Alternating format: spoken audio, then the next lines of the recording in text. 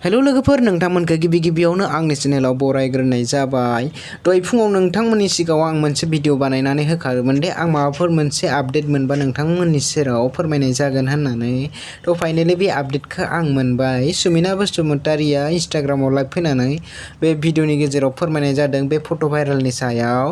फट' भाइरेलनि सायाव बिथाङा मा बुंदों नोंथांमोनहा एसे नायनानै लादो।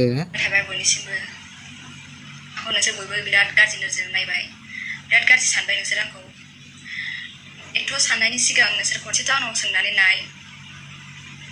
रावबो आंखौ सोंनानै नायफेराखै, रावबो बुङाखै आंखौ बे नंगौना नङा।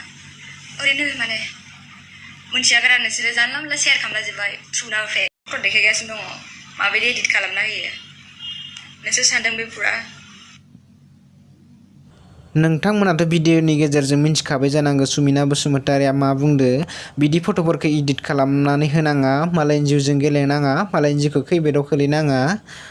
दिनैनि भिडिअ आंना एसेनोसै लोगोफोर। भिडिअखौ मोजां मोनदोंबा लाइक एन्ड शेयार खालामना हो। आरो मोनसे खोथा, आंनि भिडिअ एसे लेट जायो दै। बेखौ फुङावनो लाइभ फैदों, नाथाय आंनि भिडिअ बानायनाया मोनायावसो बानायनाय जायो। आं डिउटियाव थायो नालाय। गाज्रि मोननाङा लोगोफोर, आंना एसे लेट जाबाय। नेक्स्ट भिडिअ लोगो मोनगोन। बाय बाय।